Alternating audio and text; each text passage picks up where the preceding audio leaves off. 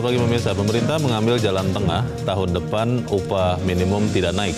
Tetapi bantuan sosial yang sudah diberikan pada tahun ini diperpanjang sehingga daya beli pekerja tidak turun. Pemirsa, inilah editorial Media Indonesia edisi hari ini Jumat 30 Oktober 2020 dengan tema Pilihan Pahit Upah Tidak Naik bersama saya Leonard Samosir, dan kami juga mengundang partisipasi Anda nanti melalui sambungan telepon di 0215839900 dan Twitter @mediaindonesia. Dan pemirsa, pagi ini telah hadir di Studio Metro TV anggota Dewan Redaksi Media Group Don Bosco Selamun. Bang Don, selamat pagi. Pagi, Leo. Sehat-sehat, Bang? Sehat. Kita bicara soal ini mungkin tidak populer untuk pekerja ya, Bang ya. Betul. Karena setiap tahun kita berharap gaji akan naik. Tetapi kita akan bicarakan itu. Sebelumnya kita akan lihat dulu ada beberapa berita yang menjadi perhatian Media Indonesia untuk hari ini. Yang pertama, ini headline Media Indonesia untuk hari ini, Bang Don. Ya. Republik Indonesia ingin Amerika Serikat menjadi teman sejati. Ini menjadi tanda tanya nih. Apakah memang artinya Amerika belum jadi teman atau belum jadi teman sejati? Maksudnya apa nih, Bang? Ya, itulah yang menjadi pertanyaan, tapi saya kira mungkin mewakili up and down hubungan kita dengan Amerika, Indonesia dengan Amerika. Yeah. Saya kira semua orang tahu bahwa ada beberapa hal kita sepakat, ada beberapa hal tidak sepakat, terutama di forum-forum internasional misalnya. Tetapi intinya adalah ya saatnya untuk memperbaiki hubungan itu lebih dalam. Gitu. Kenapa? Hubungan kita dengan Amerika itu sebetulnya sejak Orde Baru itu adalah kawan tradisional. Bisa dibayangkan, kemudian maka investasinya itu termasuk cukup besar. Yeah.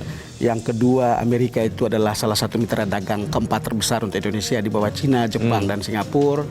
Jadi sebetulnya kita juga punya alasan. Yeah. Tetapi untuk beberapa isu misalnya masalah pertahanan, kita juga punya masalah di mana kemudian kita harus menyelesaikan itu gitu. Kan pernah kita diboikot, pernah kita persoalkan soal HAM dan lain-lain yang kemudian orang katakan Amerika menempuh politik standar ganda gitu.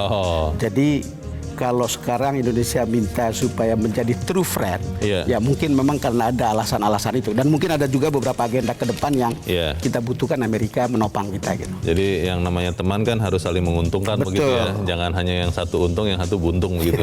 Kita harapkan itu terjadi. Kita tinggalkan berita itu, pemirsa, kita ke halaman 2, halaman dalam harian Anda. Mungkin juga sebagian dari Anda menyaksikan tayangan ini saat sambil menikmati liburan. Betul. Berita ini adalah tetap bijak manfaatkan liburan. Ini pasti terkait dengan COVID, begitu ya, Bang? Itu betul. Saat ini kan COVID belum ada tanda-tanda menurun, walaupun tanda-tanda kesembuhan orang yang menderita karena COVID itu makin tinggi gitu.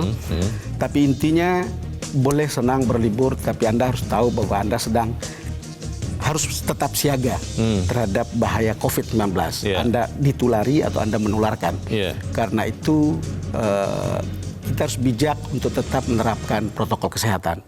Jaga jarak, pakai masker, lalu kemudian cuci tangan, jangan dalam kerumunan. Tapi yang menarik, Leo, saya kira ada beberapa. Saya lihat gambar, memang tadi itu ada di Kebun Raya Bogor atau di mana begitu.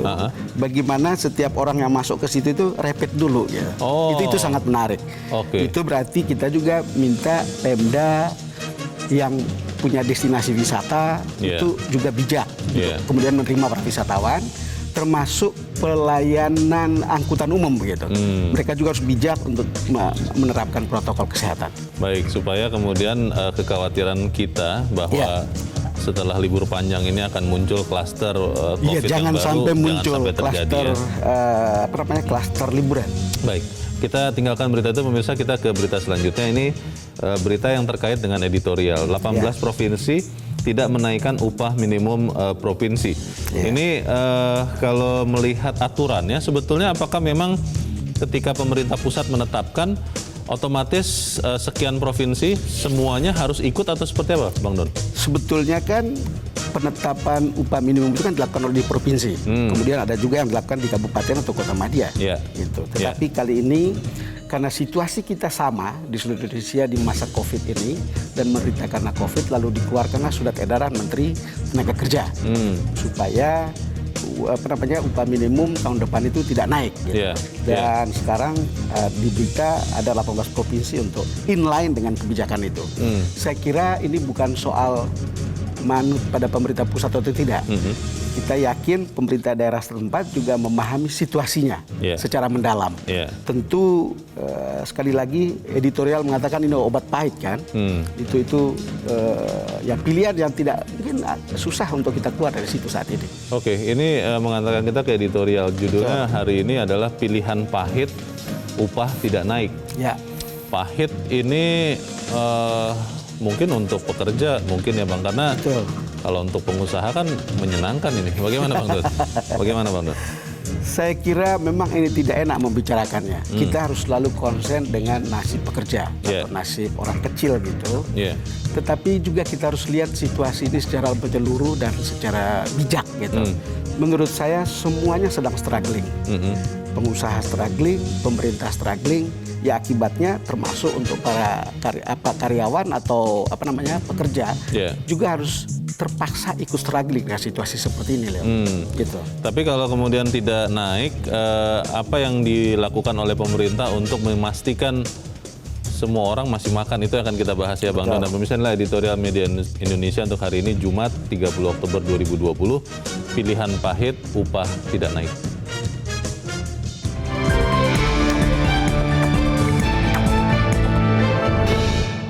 Pilihan pahit, upah tidak naik.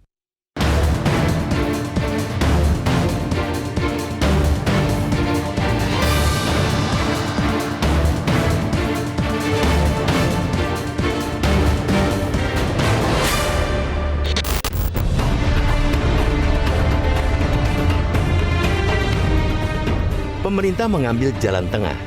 Tahun depan upah minimum tidak naik, tetapi bantuan sosial yang sudah diberikan pada tahun ini diperpanjang sehingga daya beli pekerja tidak turun. Keputusan pemerintah untuk tidak menaikkan upah minimum tertuang dalam surat edaran Menteri Ketenagakerjaan tentang penetapan upah minimum 2021 pada masa pandemi COVID-19. Sejauh ini, sebanyak 18 provinsi akan mengikuti imbauan tersebut. Gubernur dijadwalkan mengumumkan penetapan upah minimum 2021 paling lambat pada 31 Oktober mendatang. Kebijakan yang disebut sebagai jalan aman itu sebetulnya tidak begitu mengagetkan. Pandemi COVID-19 telah menimbulkan gangguan terhadap dunia usaha sejak 7 bulan lalu. Dampaknya, jutaan pekerja mengalami pemangkasan upah, dirumahkan, atau sampai di PHK. Bahkan banyak di antara mereka yang kehilangan pekerjaan tanpa kejelasan pembayaran uang pesangon. Dengan masa depan yang masih penuh ketidakpastian, pemerintah kembali dihadapkan pada situasi dilematis. Menaikkan upah minimum akan memberikan tekanan lebih besar lagi kepada dunia usaha hingga memaksa mereka ambruk. Dalam kondisi seperti sekarang, sebagian besar entitas usaha terdorong untuk mengurangi upah pekerja. Di sisi lain, upah yang diterima pekerja merupakan salah satu komponen yang diandalkan untuk mendongkrak daya beli masyarakat. Ketika upah terpangkas atau bahkan hilang, daya beli merosot. Itu sebabnya selama 3 bulan belakangan perekonomian Indonesia terus-menerus mencatatkan deflasi. Pemerintah tampak berupaya seimbang. Kebijakan upah minimum yang tetap sama dengan tahun ini disebut sebagai pilihan pahit. Namun, ada satu hal yang tidak boleh luput dari perhatian pemerintah. Di sektor ketenagakerjaan, pekerja hampir selalu berada dalam posisi lebih lemah ketimbang entitas usaha. Ketika upah minimum ditetapkan tidak naik dan tidak juga berkurang, pekerja tetap sangat rentan mengalami pengurangan upah, termasuk tidak mendapatkan pesangon dalam jumlah sesuai peraturan perundangan ketika mengalami pemutusan hubungan kerja. Lalu apa gunanya penetapan upah minimum dan ketentuan perundangan bila hak-hak pekerja tetap bisa terampas tanpa upaya perlindungan dari pemerintah? Pemerintah memang sudah memutuskan untuk memperpanjang program-program bantuan sosial, diantaranya yang menyentuh langsung pekerja berupa bantuan langsung tunai subsidi gaji. Program ini bisa dikatakan sebagai kompensasi bagi kaum pekerja berpendapatan rendah. Akan tetapi, program bansos perlu diperkuat karena masih banyak pekerja yang tidak tersentuh bantuan. Mereka sebagian besar pekerja informal yang tidak terdaftar sebagai peserta BPJS Ketenagakerjaan. Padahal, bantuan subsidi gaji mensyaratkan kepesertaan itu. Begitu pula dengan para korban PHK, khususnya yang semula berada di kelompok pekerja berpendapatan rendah. Mereka luput sebagai sasaran bantuan karena tidak lagi berstatus bekerja. Penguatan bansos juga diperlukan dari sisi ketepatan sasaran. Lagi-lagi, kita ingatkan kepada pemerintah agar terus-menerus memperbaiki dan memperbarui data penerima bansos. Tujuannya ialah agar tidak tumpang tindih, tidak salah sasaran, dan bisa menjangkau tiap warga yang paling membutuhkan. Jangan lupa pula bahwa tidak semua entitas usaha mengalami kerugian. Sebagian, meski jumlahnya tidak banyak, mungkin saja justru meraup keuntungan besar di tengah pandemi. Artinya, pemberian stimulus kepada dunia usaha semestinya tidak pukul rata. Dengan begitu, penggunaan anggaran negara dapat lebih efisien dan memberikan ruang lebih besar untuk bantuan sosial.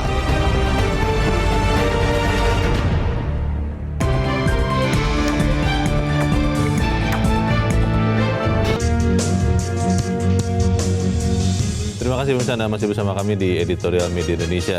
Bang Don, pertanyaannya adalah begini, kalau memang kemudian tidak naik, apa yang dilakukan oleh pemerintah dan juga mungkin oleh perusahaan ya, kalau supaya kemudian pekerja itu tetap punya daya beli, karena kan kita tahu juga Bang, saat sekarang ini ekonomi sangat sulit begitu, akhirnya nanti kalau kemudian upahnya tidak naik tahun depan, jangan-jangan malah banyak yang jadi tidak sejahtera. Bagaimana Bang Don? Ya, ini tadi kan editorialnya mengatakan ini jalan tengah. Ini situasi kita adalah situasi struggling seperti yang saya bilang tadi. Yeah. Kalau lihat surat edaran ini dan kebijakan yang akan ditempuh, kelihatannya kita itu harus melakukan burden sharing. Berbagi beban. Pain sharing ya. Jadi berbagi beban, berbagi derita juga. Yeah. Gitu. Jadi pengusaha dibantu dengan cara tidak menaikkan upah minimum sehingga mereka bisa survive. Kemudian tenaga kerja atau pekerja dibantu dengan menurunkan bansos, subsidi gaji. Lalu kemudian pemerintah harus menanggung beban itu, harus mengeluarkan subsidi gaji. Kita sih kalau bisa, menurut saya kalau bisa lebih besar lebih bagus, supaya itu akan ada penggantian kenaikan UMP gitu. Kalau mungkin, tapi kalau tidak, ya kita harus sama-sama menelan pil pahit ini gitu. Cuman memang selalu kan Leo kita tahu bahwa selalu orang kecil yang kena dampak yang lebih besar gitu. Faktanya seperti dikatakan oleh editorial tadi, sudah banyak yang di PHK, sudah banyak yang kerjanya setengah bulan gaji, sudah banyak yang dirumahkan dan seterusnya kan. Dan kalau kita lihat itu, ini lingkarannya menjadi lingkaran setan gitu. Pemerintah ingin ekonomi pulih dengan meningkatkan konsumsi publik, dan lokomotifnya adalah konsumsi domestik. Kalau itu tidak jalan, itu juga repot untuk para pekerja, repot juga untuk usaha, tidak akan berkembang kalau tidak ada konsumsi domestik yang besar. Jadi kalau kita lihat ya, ini lingkaran yang harus ditempuh, dan untuk saat ini pemerintah dalam pandangan saya tentu ingin sekali untuk mempertahankan momentum untuk memulihkan ekonomi untuk tahun 2021, dan kita berharap setelah itu situasi akan kembali pulih dan situasi normal, dan tidak akan ada kebijakan-kebijakan di mana kita semua harus menelan pil pahit seperti ini. Masalahnya Bang Don, bulan Desember kan ada sekian daerah yang melaksanakan pilkada. Dan sudah semacam praktek umum yang kita ketahui bahwa di pengalaman pilkada-pilkada sebelumnya, janji untuk menaikkan upah itu sering dilontarkan oleh calon kepala daerah, dan akhirnya ketika dia ternyata menang betulan, dinaikkan juga walaupun sudah ada kesepakatan misalnya untuk mempertahankan upah tidak naik karena kondisi ini. Nah, bagaimana memastikan bahwa tanda petik janji-janji politik seperti itu tidak menabrak aturan ini? Kali di sini mestinya jangan bikin janji-janji palsu lah, Leo. Karena kalau janji-janji seperti itu, situasinya tidak begitu gitu. Tetapi kalau kita lihat ya, pilkada sekarang semua orang paham. Dulu kita berpikir ini pilkada akan bisa menggerakkan ekonomi di bawah. Tapi menurut saya hanya di beberapa daerah hijau itu mungkin. Karena kan dilarang berkumpul dan seterusnya. Yang membuat banyak hal mungkin tidak bisa bekerja, artinya uang mengalir ke situ, kegiatan ekonomi mengalir ke situ, itu tidak seberapa efektif gitu. Tapi jangan bikin janji seperti itulah kalau pilkada sekarang ini gitu. Menurut saya terlalu berlebihan, dan ya publik juga mestinya mengerti bahwa janji yang begini ini tidak proper gitu. Harapannya begitu ya. Pertanyaan berikutnya adalah begini Bang, kan banyak juga atau bahkan lebih banyak ya pekerja yang bukan pekerja formal, yang tidak menerima upah secara rutin seperti kita begitu. Nah, bagaimana dengan nasib mereka ini? Apakah kemudian pemerintah memang hanya melihat pekerja-pekerja harian, pekerja formal yang rutin mendapat gaji, dan yang lain itu ya berjuang sendiri saja begitu? Saya rasa tidak juga seperti itu. Sekarang pemerintah mengucurkan bantuan kan, bansos yang begitu banyak kan. Yang selalu jadi problem itu kan teknis bagaimana bansos itu sampai dengan jumlah yang tepat dan sasaran yang tepat. Kan itu kan selalu jadi soal gitu. Tidak ada yang disunat, tidak ada orang yang mempolitisasi itu, tidak ada yang menunda sampai pilkada berlangsung untuk politisasi, untuk kepentingan politik dan lain-lain. Saya kira pemerintah sudah punya skim yang bagus tentang ini. Kalau kita lihat sekarang ini di daerah-daerah, saya baru pulang dari kampung saya, dan untuk orang-orang ini kadang-kadang menarik untuk didengar. Lebih baik COVID ini jalan terus karena bantuan itu banyak masuk ke situ. Itu juga agak surprise gitu. Saya bilang jangan begitu, kita harus menyelesaikan ini COVID-nya. Tapi orang merasa, artinya setidak-tidaknya mungkin orang yang dulu tidak pernah merasa ada bantuan, ketika COVID seperti ini ada, itu ada blessing gitu untuk mereka. Itu pragmatis ya? Ya, itu sangat pragmatis. Tetapi maksud kita untuk pekerja informal, karena mereka adalah jauh lebih besar jumlahnya daripada pekerja formal. Menurut saya sih pemerintah betul-betul harus memberikan pelayanan terbaik untuk orang-orang ini sampai ke bawah. Baik. Pertanyaan berikutnya adalah, apakah aturan ini kemudian akan berlangsung sepanjang tahun depan, Bang? Karena di beberapa kesempatan kan juga kita berharap bahwa paling lambat pertengahan tahun depan, bulan Juni lah gitu, ketika vaksin sudah mulai berjalan, ekonomi mulai pulih. Tapi harus jeda dahulu, Bang Don dan pemirsa tetap bersama kami. Tapi itu pertanyaan yang menarik, Leo. Itu dia. Kita akan lanjutkan sesaat lagi, tetaplah bersama kami, Editorial Media Indonesia.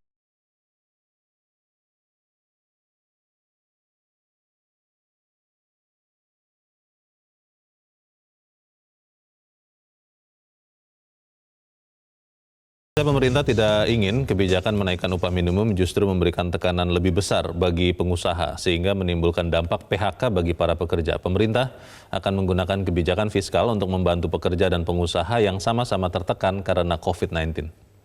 Ini yang sedang dicari titik balance-nya dari pemerintah menggunakan berbagai instrumen.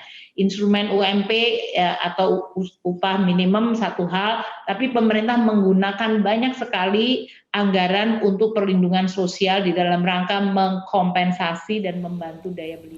Itu yang dikatakan oleh Menteri Keuangan untuk terkait dengan UMP ini ya, Bang Don. Bang Don, sebelum kita lanjutkan diskusi, kita coba tanya lagi, Bang, kepada pemirsa Metro TV ya. Kita sudah terhubung dengan Pak Nugroho di Jakarta. Pak Nugroho, selamat pagi, Pak. Selamat pagi Bung Don, selamat pagi Bung Leonard.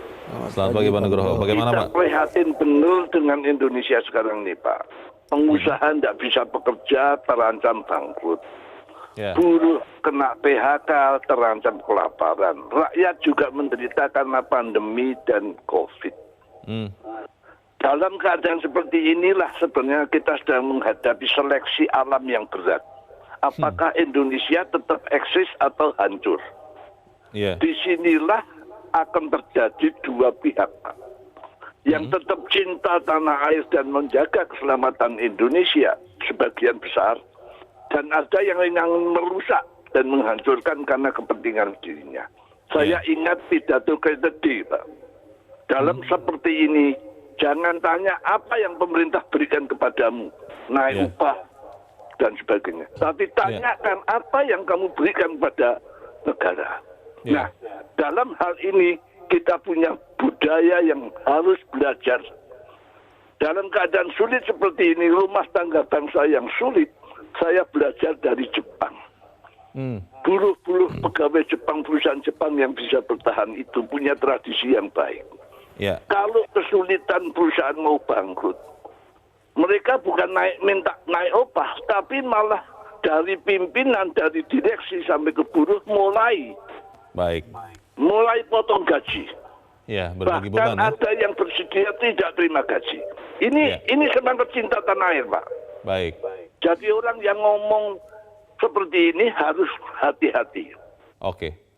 Baik, terima kasih Pak Nugroho di Jakarta untuk pendapat Anda. Di belakang Pak Nugroho ada Pak Iwan di Jember, Jawa Timur. Pak Iwan, selamat pagi. Selamat pagi Bang Leo, selamat pagi Bang Don. Selamat pagi. Bagaimana Pak? Indikator ekonomi kita memang tersendat, buruk dan lemah. Ini kita melihat andalan kita kan pada pajak, investasi, ekspor, impor, dan belakang-belakang utang, kan begitu yang jadi masalah. Sedangkan kita target APBN kita itu kan 2.233,2 triliun, tapi tidak bisa mencapai itu. Jadi tinggal 1.760,9 triliun. Sedangkan Undang-Undang Nomor 2 tahun 2019 itu menunjukkan kita ini darurat sipil secara hukum ketatanegaraan. Berarti dalam keadaan darurat seperti ini bagaimana mungkin kita mau manis? Ya pahit yang kita alami. Sebab kita melihat indikasinya memang betul bahwa hampir di semua sektor ekonomi, perbankan dan produksi itu kita defisit anggaran, defisit transaksi berjalan, defisit perdagangan dan defisit penerimaan. Dan kita sudah tahu itu. Untuk itu maka jangan bermain api lah, jangan bermain air. Nanti letup dan basah. Lalu pertanyaan yang paling pokok dalam situasi sulit pahit seperti ini, kita bersama-sama mengalaminya. Untuk itulah apa yang dikatakan Pak Nugroho tadi itu, ketika Presiden Kennedy menyatakan bukan apa yang negara berikan pada aku, tapi apa yang aku berikan pada negara. Itu adalah keadaan sosiokultural, sosiopsikologis dan sosioreligiositas. Baik. Terima kasih Pak Iwan di Jember, Jawa Timur. Selamat pagi Pak. Di belakang Pak Iwan ada Pak Anwar di Jakarta. Pak Anwar, selamat pagi. Selamat pagi Bung Leo, selamat pagi Bang Don. Selamat pagi. Bagaimana Pak? Silakan pendapat Anda Pak Anwar. Ya, saya memasukkan ini dalam 4 poin utama. Pertama, dari sisi pekerja, buruh, tenaga kerja, mau di sektor apapun itu. Inilah saatnya kita harus berpikir bijak. Semua susah, tidak ada yang tidak susah saat ini. Bukan cuma Indonesia, tapi seluruh dunia susah. Itu pertama. Kedua, dari sisi pemerintah semaksimal mungkin bukan hanya menerbitkan, mengeluarkan edaran, peraturan, dan apapun namanya. Tetapi yang paling penting adalah komunikasikan semaksimal mungkin agar seluruh pihak memahami ini semua dengan logika berpikir yang betul-betul memang sesuai dengan kenyataan yang sedang terjadi. Itu kedua. Ketiga, dari sisi pengusahanya, kita juga harus memberikan komitmen yang jelas bahwasanya mereka juga butuh survive, tapi jangan lupa dalam survive-nya mereka sebagai pengusaha, jangan melupakan ada hak-hak pekerja, kalaupun tidak bisa diberikan full, minimal jangan dikorbankan. Baik. Yang terakhir ini yang paling penting, Bung Leo dan juga Bang Don, dari sisi serikat pekerja, federasi dan konfederasi, kita sama-sama tahu kondisinya seperti ini, jangan ditarik-tarik ke jalur politisasi demi kepentingan segelintir orang dan sekelompok orang. Ya, baik. Terima kasih Pak Anwar di Jakarta. Selamat pagi Pak. Menarik Bang Don yang dikatakan Pak Anwar tadi. Bagaimana Bang? Ya rasanya ada kesadaran umum untuk melihat bahwa kita semua sama-sama sulit. Tadi saya sudah bicarakan tentang kita itu dalam situasi struggling dan ini saat terbaik untuk pain sharing dan burden sharing. Gitu. Jadi ini memang sikap yang bijak di saat-saat seperti ini. Walaupun kita tentu tidak bisa mengabaikan bahwa pasti akan ada pertentangan, pasti akan ada perlawanan terhadap kebijakan ini. Tetapi kita juga berharap semua orang harus bijak untuk melihat situasinya. Kenapa? Sepanjang yang kita baca, sepanjang yang kita dengar, dan sepanjang yang kita alami, kita melihat ada cahaya di lorong sana, tidak terlalu jauh, ekonomi akan pulih. Iya, ada harapan itu. Ada harapan supaya ekonomi pulih, ya kita sacrifice dulu, kira-kira begitu. Sacrifice-nya itu pekerja belum bisa menikmati kenaikan upah kali ini. Pemerintah harus terus-menerus berjuang untuk memberikan bantuan sosial termasuk subsidi gaji. Lalu kemudian pengusaha juga harus survival dan jangan semena-mena gitu untuk mem-PHK gitu. Harus diberikan ikuti semua prosedur sedapat mungkin. Saya tidak boleh gitu. Tapi kan kita lihat bahwa semua orang melihat agak gelap gitu. Tapi ketika ada cahaya di lorong sana, di ujung lorong dan ada harapan, menurut saya kita sedikit sacrifice. Banyak contoh yang memperlihatkan bangsa-bangsa yang pernah sacrifice dan kemudian maju gitu. Pertanyaannya tadi Bang, Pak Anwar kalau tidak salah mengatakan harus dikomunikasikan, harus dijelaskan kepada sebanyak mungkin masyarakat kondisi yang sesungguhnya. Karena ketika ini tidak diketahui, mungkin kita di meja ini paham Bang, tapi kalau saudara-saudara kita pekerja di sana tidak paham, akhirnya kan mudah politisasi seperti kata Pak Anwar tadi. Itu betul, itu harus ada penjelasan. Tidak ada yang bisa kita sembunyikan. Dan penjelasannya itu harus terbuka, jujur, untuk kemudian semua orang tahu dan semua orang paham dan pada akhirnya menerima gitu.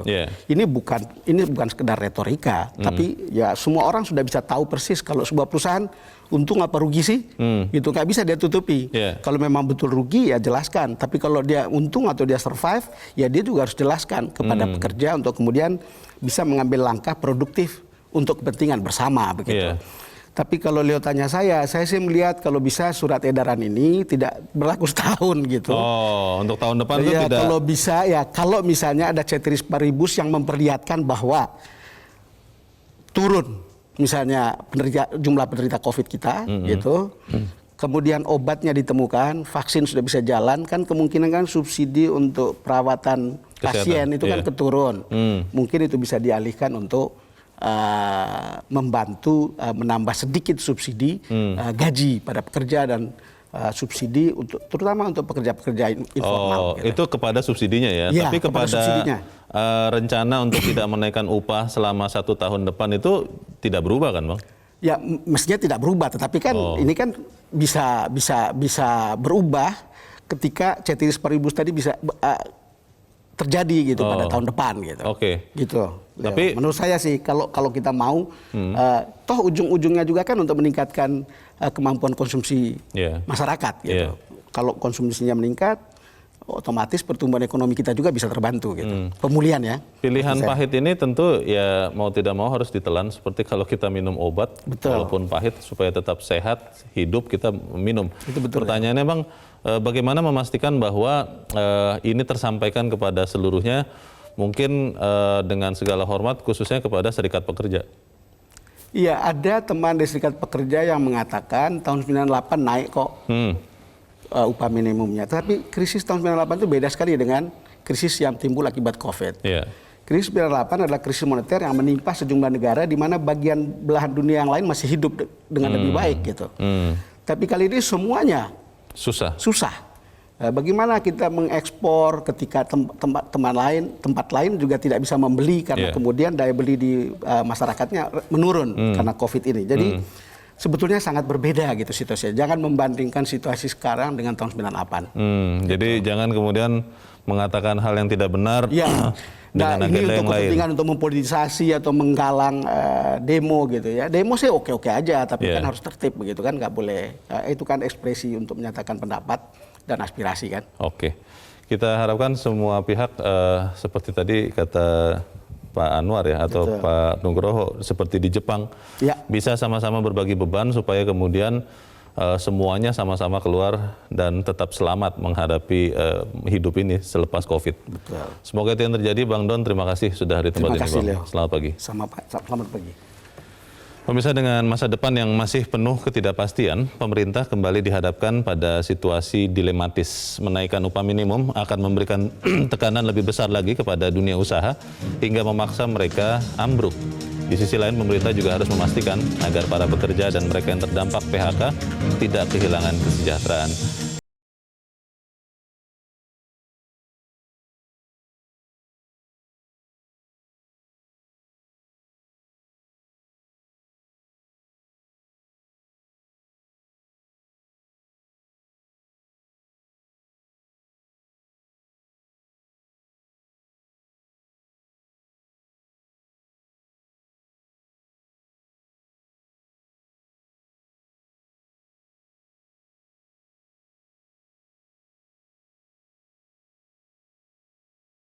TV, knowledge to